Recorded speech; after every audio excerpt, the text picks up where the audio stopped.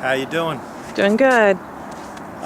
Yeah, well, this is pretty neat to tell you the story right here where Chickahominy Charlie used to walk through these marshes. This is where he hunted. You know, Is this a true story? I don't know. It's legend. Chickahominy Charlie. Okay. But anyway, so he used to come through here and every time, all the time, and this was before, like, you know, he was one of the first people in his tribe to come here and discover this marsh, you know, and legend still has it that the ghosts of the Indians still traverse this marsh, and you can kind of feel that energy yourself. I have definitely felt that, folks. This swamp, there is something special about this swamp. They're just covering all the swamp, so it's a very rare thing to be able to see these days. Yeah. Okay, is there anything else you need to add? Well, Chickahominy Charlie one time, he came through and they, you know, he was the first one to discover it for his people, you know, and they were the Native American Indians, ones around Virginia. So at one time when he came here, you know, he needed a way to hunt and fish, right? Mm-hmm. So what happened was the Great Spirit sent down a great meteor, and it blasted a big hole that made the ocean come in, and that's how the Chesapeake Bay was formed, you know, and science has backed it up now. That's how it was formed. And so now they could all take their canoes out there and fish along the Potomac and all the rivers around here, yeah. Are you serious? Things like that, yeah. When did they realize that?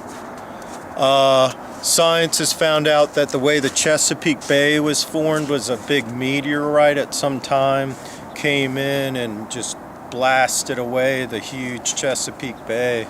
Wow. That we have, yeah. It is just amazing. Did you know that it's been scientifically explained? Well, I have an explanation for how, if you think the world was made in 7 days, you know, that's 7 God days, right?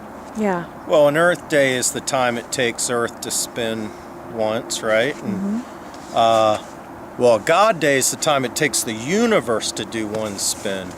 Well, that's 2 billion years, okay? So if you multiply the 2 billion years that a God day is, the time it takes the universe to go around once, times 7 days, well, it's 14 billion years. So science agrees with the oldest science book, you know, the Old Testament and things.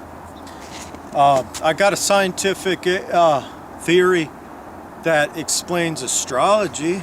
Do tell, because I'm into it. Okay. Well, see, the reason that works is, see, when you're born a certain month, that's like your model. That's when, like, all of your spirits, you know, when they're up in the matrix, you know, when you die, your soul's still in the matrix. But when you're born, they sometimes take a combination of souls, you know, and make the new ones. And so you, when your model year comes out, guess what happens? I'm recycled from old. A lot of you are the same, you know, just like a car. When your model comes out, you know, that month.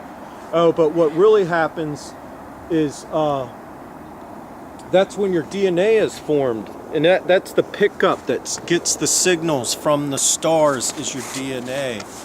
Is your DNA recycled? Yeah. And then, but your soul's not. Your soul stays in the matrix. And you pick up the signal from the stars, so each person who was born, say, in a month, certain month, picks up the signals from stars differently than someone was born in a different month because their pickup's a little different every month. Because we are energy. Yeah, so it's pretty neat, and that's how the number stuff works. And the moon also will affect the signals coming from distant stars and from the sun, depending on where it's at. It has gravity that might slightly change the magnetic field or the perception. So yeah, so there you go. All right, well, thank you. Is there anything you'd like to add for our viewers today before we log off? Any theories you need, let us know. But anyway, it's really great. This is the end of 2011. 2010. 2010. And so tonight at midnight's 2011. Can you feel the So energy? it just gets better and better. I had to say, there is an energy here. Oh yeah. You feel Yeah, it too? you definitely feel, the ghosts and everything, and Give us you know a how my little neighbors history. talk about the landings and things. Neighbors talk about it. It's not just your theory. Right, the landings is theirs, and the Chickahominy Charlie and everything, yeah. Tell me a little bit of the history of the house. Anything that's a little unique about this house? Well, this house is the Museum of Rock and Roll. It was inhabited by the mother of Joseph Phillips, who talked to Jimi Hendrix and Mick Jagger when they played at the Virginia Beach Dome. Yeah. And then the Candy Snatchers practiced here in the Stray Ponies. I jammed here once on drums. Yeah. That's killer. Museum Well, of anyways, Rock and Roll. good luck in NYC, my brother. Bye. Bye.